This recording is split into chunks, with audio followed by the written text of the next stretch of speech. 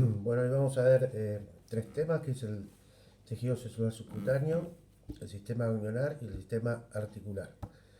Comencemos con el tejido celular subcutáneo, es el tejido graso que se presenta por debajo de la dermis y puede estar que lo tengamos o aumentado o disminuido.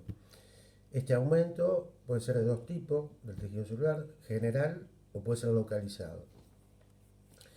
General, hablamos de dos posibilidades, que uno es la obesidad y el otro es el edema generalizado. Y el aumento localizado del tejido puede ser también en causa de algunos edemas, puede ser en el mixedema y en los lipomas, que pueden ser únicos o múltiples, lo que se denomina lipomatosis. Bien, el primero de las causas generales, que es la obesidad, hay muchas formas de definirla, pero una práctica es sacando un índice, que es el índice de masa corporal. Este índice se saca el peso en kilogramos dividido la talla en metros al cuadrado del paciente.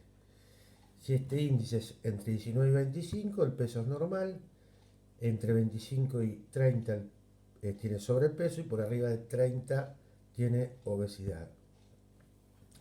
No solo en la obesidad es importante este índice, sino también en el tipo de obesidad, y hablamos de dos tipos de obesidad.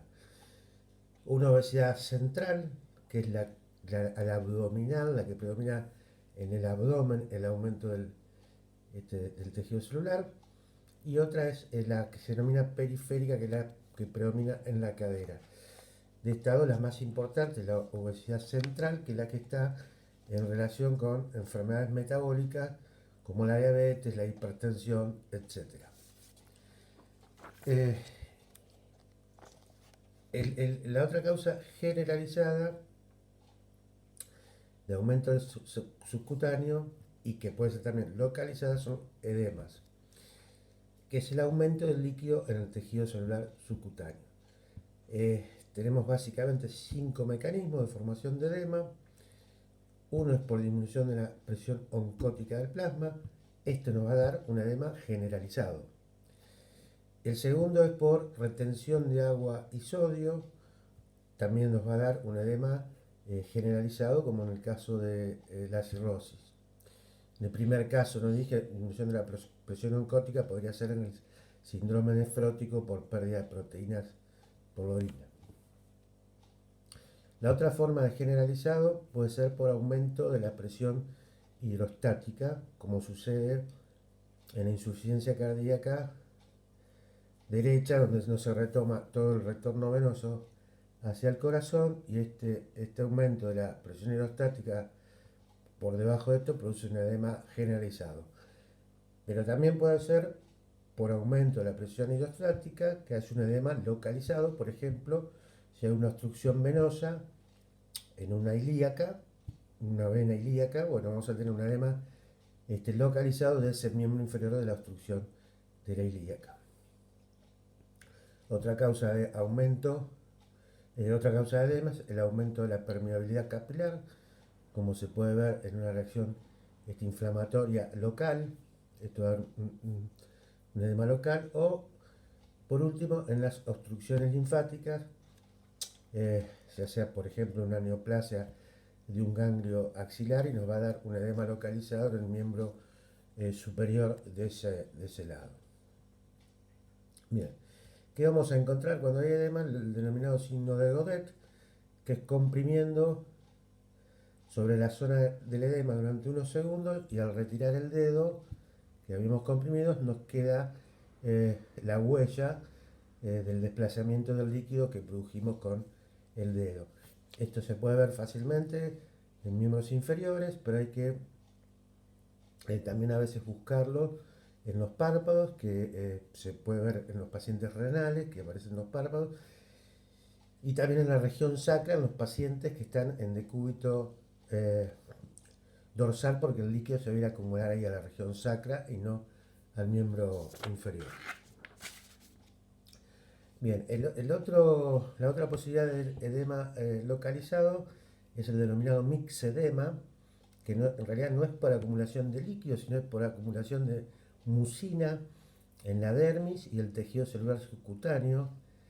Esto se ve pretibial, se ve en la enfermedad de Graves, en el hipertiroidismo, que se acompaña muchas veces con exoftalmo, y en enfermedad, es como una enfermedad autoinmune, y a veces, más raramente, se puede ver la enfermedad de Hashimoto, que es una tiroiditis autoinmune también.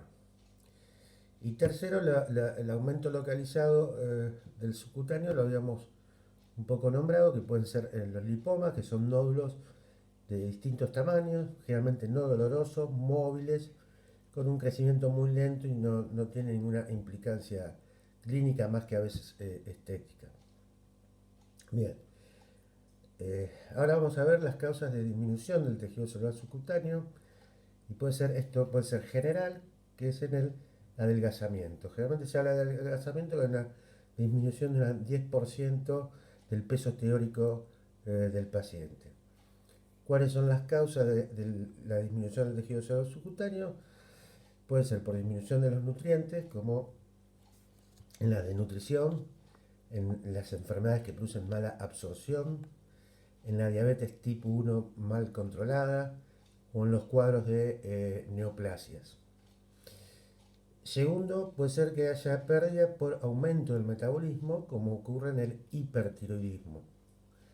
Y tercero, hay un cuadro que es muy raro, que es la lipodistrofia generalizada, donde no se sabe bien la causa, pero se va perdiendo todo el tejido celular subcutáneo lentamente. Cuando el adelgazamiento ya es extremo, se denomina caquexia. También puede haber una disminución localizada del tejido celular subcutáneo, lo que se llama lipodistrofia localizada. Hay formas familiares y congénitas muy raras, y algo sí de ver es esta lipodistrofia en los sitios de aplicación de insulina. Si el paciente no tiene el orden de ir rotando sus aplicaciones, hacerlas siempre en el mismo lugar, ese tejido subcutáneo se va atrofiando y produce en la zona de aplicación eh, pososidades y endurecimiento del subcutáneo. Bien, ¿qué otras alteraciones podemos encontrar en el tejido celular subcutáneo? Una es la denominada celulitis, que es una inflamación generalmente por infección bacteriana del subcutáneo. Los gérmenes más comunes es el estafilococo o el estreptococo. Es muy común en miembros inferiores y forman una placa roja que se denomina erisipela. Generalmente esta placa es roja, muy dolorosa y caliente al tacto. También en el subcutáneo se pueden formar abscesos cuando ya hay una colección líquida que fluctúa. Si nosotros la tocamos tenemos la sensación de líquido, no así en la celulitis. Y también podemos encontrar otro tipo de lesiones, son los nódulos subcutáneos, que se ven en algunas enfermedades sistémicas como en la artritis reumatoidea y en algunas vasculitis. Son nódulos subcutáneos en distintas localizaciones. Bien, ahora vamos a pasar al sistema ganglionar, que semiológicamente podemos recurrir a dos cosas, a la inspección o a la palpación. ¿Qué grupos ganglionares podemos examinar? Bueno, los cervicales, incluyendo los supraclaviculares, los axilares, los inguinales, que son los tres principales, y a veces puede ser que tenga de interés algún supraepitroclear o popliteos. Un ganglio normal mide entre 0 y 1 centímetro, puede ser que el inguinal sea un poquitito más grande, es ovoide, liso, es móvil y indoloro. Cuando esto está alterado hablamos de adenopatía, y cuando está agrandado hablamos de adenomegalia. En la inspección, si tenemos ante el caso de una adenomegalia, podemos ver la asimetría del ganglio de un lado con el otro, o una masa visible. generalmente es comparativo. Por ejemplo, si es en cuello, vamos a ver la diferencia de un lado al otro. Puede ser que la piel sobre eso esté rojiza y ya estamos pensando que puede ser una adenitis supurativa, o sea que esté infectado ese ganglio, no solo agrandado. Y a veces se puede ver linfangitis superficial, que es un trayecto rojizo del- desde la zona de puerta de entrada de la bacteria hasta el ganglio siguiendo el recorrido del linfático. Por ejemplo, podemos tener a puerta de entrada en la mano de una infección, una linfangitis que recorre el brazo hasta llegar a un ganglio axilar que está agrandado, doloroso, eh, siendo una adenopatía infecciosa. Y a veces también en la inspección lo que podemos llegar a observar es el ganglio agrandado y una supuración a través de una fístula hacia el exterior de la piel, una boca con supuración, que puede verse eso en las tuberculosis. Eh, la palpación del ganglio lo vamos a hacer con 2 o 3 dedos.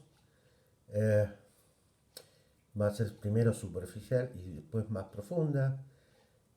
El cervical lo vamos a palpar con el paciente sentado o puede ser con el paciente acostado. Si está sentado lo podemos hacer desde adelante o desde atrás, y a veces le podemos hacer distintas flexiones de la cabeza para relajar la musculatura y poder palparlo mejor. Los axilares también los podemos palpar con el paciente sentado. Acá lo vamos a hacer delante del paciente, o sea, cara a cara. Con la mano derecha voy a palpar su axila izquierda y con la izquierda mi mano izquierda su axila derecha. Y vamos a palpar las 4 caras de la axila, anterior, posterior, laterales y el vértice. Y los inguinales en general lo vamos a palpar con el paciente en decúbito dorsal. Bueno, ¿qué alteraciones vamos a poder encontrar? Una es el tamaño. Ya hablábamos por arriba de 1 centímetro, hablábamos de adenomegalia. Generalmente las inguinales pueden ser un poquito más grandes, no hay problema. Y hablamos de masa ganglionar cuando hay un conglomerado de varios ganglios juntos mayor a 10 centímetros de diámetro. Ahí cuando tenemos esa característica hablamos de masa ganglionar. La forma, ya también algo dijimos, generalmente es esférica o ovoidea y debe ser regular. No va a llamar la atención si es irregular la forma de este grano. El número, perdón, puede ser un ganglio único o un conglomerado de ganglios. Esto se puede ver en el linfoma, en distintos tipos de linfoma, en la tuberculosis, en la metástasis ganglionares y en una enfermedad infecciosa que es enfermedad por arañazo de gato, que también puede dar una adenopatía grande única o conglomerado. Y si no, también puede ser en cuanto al número que sean múltiples, o sea, de iguales características, pero en toda, por ejemplo, la región cervical, que se puede ver en varias enfermedades infecciosas como la toxoplasmosis, la mononucleosis infecciosa, la rubiola y también leucemias o también colagenopatías como lupus eritematoso sistémico. Lo otro que vamos a ver es al tacto la sensibilidad. Normalmente no debería doler. Si hay dolor tenemos que empezar, es que es alguna forma infecciosa del ganglio. Y si no, también hay una patología que es el linfoma de Hodgkin, donde muchas veces el ganglio duele después del consumo de alcohol. Quinto, dentro de las características de ganglio vamos a ver la consistencia. Generalmente son blandos normalmente, pero bueno, van a estar aumentados de consistencia en los linfomas. Y si en caso de las metástasis ganglionares, ya ahí sí va a tener una consistencia muy elevada, hasta a veces alcanza una consistencia que le denominamos pétrea, como la piedra. En cuanto a los sextos, la movilidad del ganglio, el ganglio debería ser móvil. Ahora, si está adherido entre ellos formando un conglomerado, o si está adherido a los planos profundos o superficiales que no lo podemos movilizar, bueno, esto generalmente nos habla de metástasis ganglionares.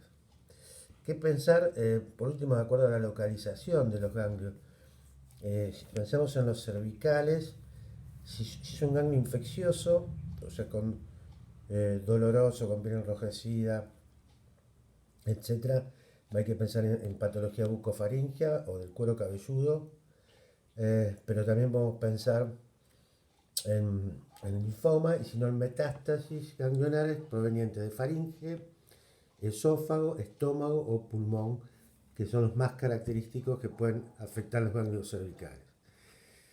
Si pensamos en los axilares, hay que pensar en infección en miembros, en cualquier parte del miembro superior, donde es una puerta de entrada para una infección. Esto es cuando el ganglio es una adenitis, una infecciosa. Y si no, hay que pensar en metástasis, cuando tiene la característica metastásica de pulmón o de mama en axila.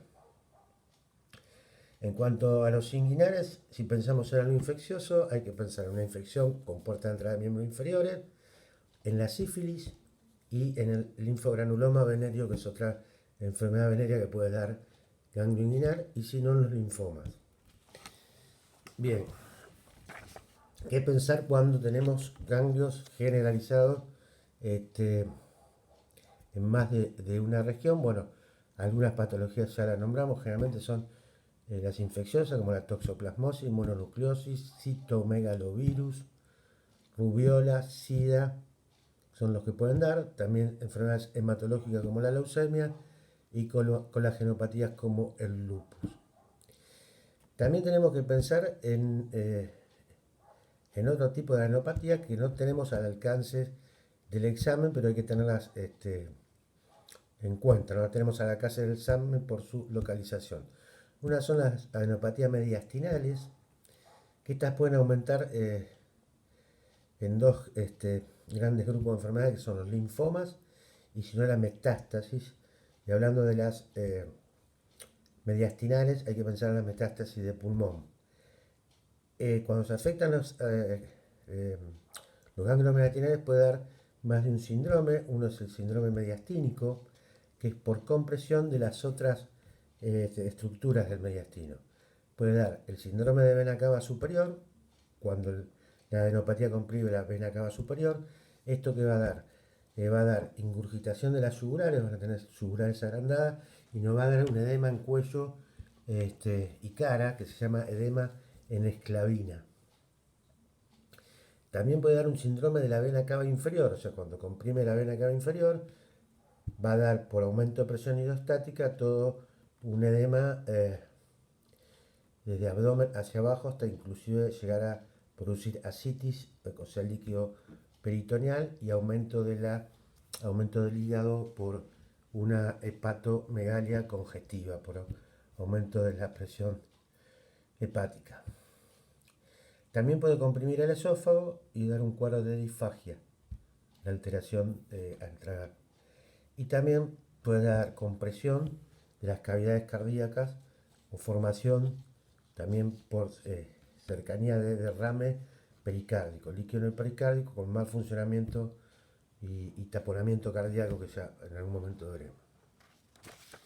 Las otras adenopatías que también no podemos examinar son las abdominales y retroperitoneales, que también si están afectadas por linfoma o por metástasis va a dar algunos síndromes, como puede dar también el síndrome de vena cava inferior, por compresión de la cava, con la misma característica que ya hablamos.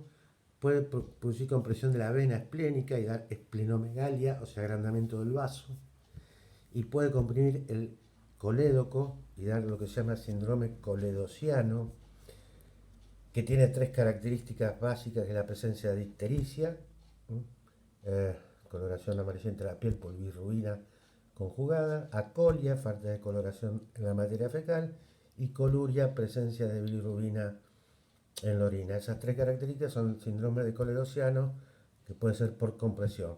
Muy rara vez una masa, una adenopatía o masa ganglionar abdominal o retroperitoneal puede ser palpable. Bien, por último entonces ahora pasamos al sistema articular. Primero vamos a diferenciar qué es artralgia de artritis. Artralgia es dolor de la articulación, en cambio artritis es inflamación de la articulación.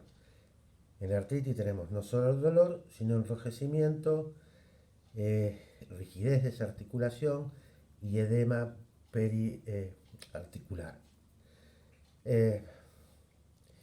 Cualquier patología, las artritis esta, perdón, la vamos a diferenciar de acuerdo a la cantidad de articulaciones comprometidas.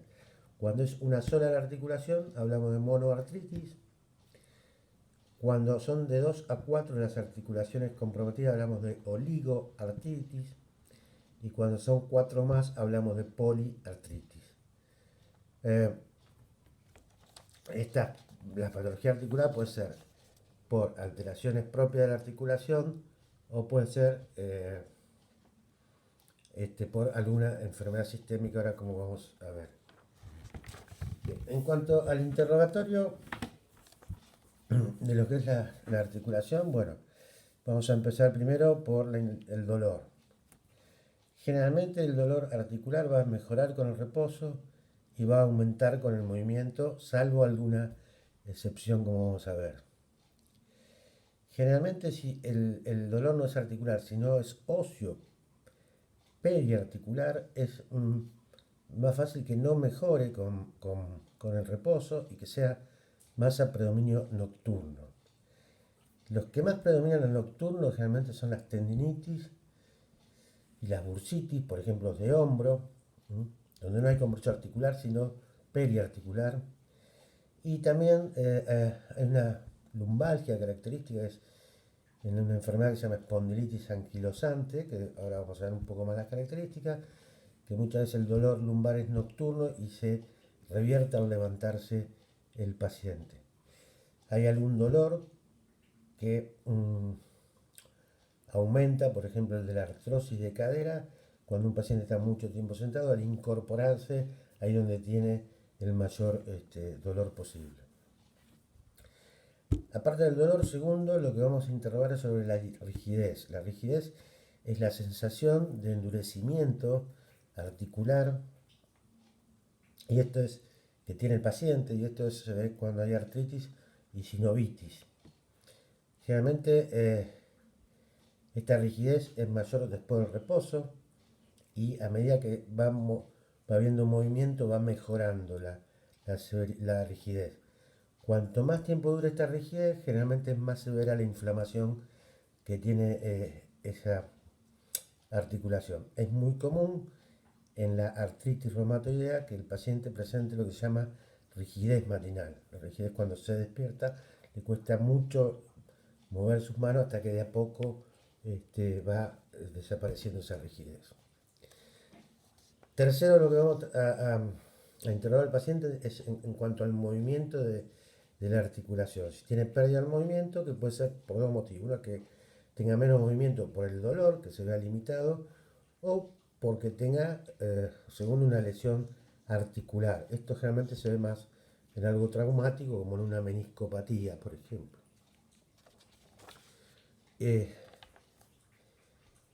Lo otro del interrogatorio que vamos a tener en cuenta son la presencia en el paciente de alguna enfermedad sistémica que nos oriente. Por ejemplo, uno sería la presencia de fiebre, para pensar en patologías infecciosas o patologías sistémicas como el lupus, que puede cursar con fiebre. Interrogar en cuanto a si hay fenómeno de Raynaud, que es cambio de coloración de las puntas de los dedos, que pasan de una cianosis a una palidez por el frío, que también se ve en patologías como el lupus. También la pérdida de peso, que se puede ver en algunas patologías sistémicas.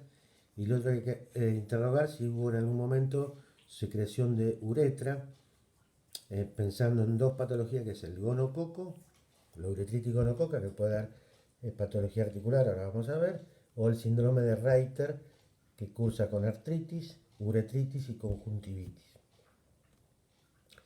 Lo otro del interrogatorio importante también es algunos antecedentes personales, como por ejemplo diabetes, sobre todo de larga evolución. Hay algo que es la artropatía neuropática, cuando está afectado el sistema nervioso periférico, miembros inferiores del diabético, de esta neuropatía, Esto trae atrofia muscular y del pie, con deformidades, llegando a lo que se llama un pie de Charcot. También hay que interrogar el antecedente de psoriasis, hay una arteriopatía psoriásica. Hay que interrogar la presencia de enfermedad inflamatoria intestinal, son dos patologías. Estas son la enfermedad de Crohn y la colitis ulcerosa, que también cursa con alteraciones articulares. Y hay que interrogar algunas, como ya dijimos, la presencia de alguna veneria como antecedente y también de algún traumatismo que tenga relación con lo articular. Importante también, dentro de los antecedentes personales, familiares, la presencia en la familia de artritis reumatoidea, que es más frecuente en mujeres jóvenes, y la presencia de espondilitis anquilosante, que es una enfermedad reumática más común en el hombre, comienzo en la juventud, que afecta sobre todo columna y está en relación con un antígeno de histocompatibilidad, que es el LHA27, que se transmite de generación en generación. Siguiendo con lo articular, vamos a pasar al examen físico. Podemos hacer la inspección de la articulación, donde podemos llegar a ver tumefacción a simple vista, sobre todo si es importante, o enrojecimiento también de la piel sobre la articulación. Y en cuanto a la palpación, podemos palpar y ver la presencia de tumefacción, si hay artritis, dolor a la presión y al movimiento de la articulación, o podemos palpar también la temperatura de la zona, si está caliente, la disminución del movimiento tanto pasivo como activo de la articulación, y también podemos ver en algunas articulaciones la presencia de derrame pleural, de derrame articular, como por ejemplo en la rodilla, donde se realiza una maniobra que se llama choque rotuliano. El choque rotuliano se toma con el paciente acostado, en decúbito dorsal, relajado. Se toma, coloco mi mano izquierda por arriba de la rótula, comprimiendo el cuádriceps hacia abajo, y con mi otra mano llevo la rótula hacia arriba. O sea, presiono con una hacia abajo y una hacia arriba, y con mi dedo índice de la mano derecha toco arriba de la rótula hacia abajo, y si hay líquido tengo la sensación de que la hago flotar, que la hago rebotar contra el líquido y vuelve hacia arriba. Esa maniobra es la que se llama choque rotuliano. Bien. ¿Cómo, voy a ver cómo oriento un poquito el diagnóstico cuando tengo una patología articular, y vamos a volver al número de articulaciones. La mono, oligo y poliartritis. Cuando tengo una monoartritis, puede ser que sea aguda, puede ser que sea crónica. Si es aguda, la divido en dos posibilidades: que sea infecciosa o que sea cristálica. Infecciosa también hay dos grandes grupos. Una es por el estafilococo, un germen. Realmente voy a tener una puerta de entrada en la piel que haya cercana a la articulación, que haya entrado el estafilococo y invadió la articulación. Y la otra es el gonococo, donde voy a tener el antecedente de una uretritis gonocócica del paciente. Las cristálicas son dos. Una es por depósitos de urato monosódico en la articulación, que es la llamada gota, donde el paciente tiene una historia de aumento del ácido úrico. Y la otra cristálica es por pirofosfato de calcio. También hay un depósito en la articulación afectada por este pirofosfato, y se le denomina pseudogota. Normalmente la gota, que es bastante común, la articulación, las más afectadas son las del primer dedo del pie, son muy dolorosas, el paciente apenas tolera el apoyo de la sábana. Es la más común, pero puede afectar otras articulaciones. También hay que pensar que a veces una patología que va a cursar con oligo o poliartritis en el inicio parezca una monoartritis cuando afecta la primera articulación. En cuanto a las oligoartritis, o sea, cuando tenemos afectadas 2 o 4 articulaciones, hay varias patologías. Está la psoriásica, donde vamos a encontrar también el contexto de piel, como habíamos visto. Está la espondilitis anquilosante, que ya la nombramos, la enfermedad inflamatoria intestinal, que son cuadros que pueden dar oligoartritis. Y por último, bueno, tenemos las poliartritis, cuando están afectadas más de 4 articulaciones. Son muchas, pero voy a nombrar las más, digamos, características. Que una es la artritis reumatoidea, que es más común en mujeres jóvenes, con algún antecedente familiar. Realmente es simétrica, o sea, afecta a las articulaciones en forma simétrica. Las más comunes son las metacarpofalángicas e interfalángicas proximales, el carpo, las metatarsofalángicas, rodillas y tobillos. Muy común, como habíamos dicho, y la columna cervical, que tenga presente también rigidez matinal. Después tenemos el lupus sistémico, el lupus eritematoso sistémico, también es más común en mujeres y tienen una poliartritis, realmente también simétrica, pero se acompaña de otras afectaciones sistémicas como patología del pericardio, de la pleura, de piel, en las lesiones en cara, nada y mariposa, alteraciones neurológicas, hematológicas y renales.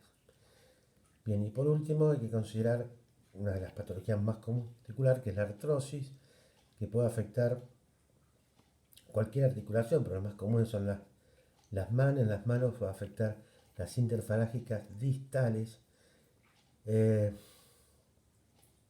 sobre todo con la presencia de nódulos de Everden, que son nodulitos que se van formando periarticulares. Pero también la artrosis puede afectar columna, es común, caderas y rodillas. Bien, hasta acá entonces vimos estas 3 patologías y seguimos en la semana. Gracias.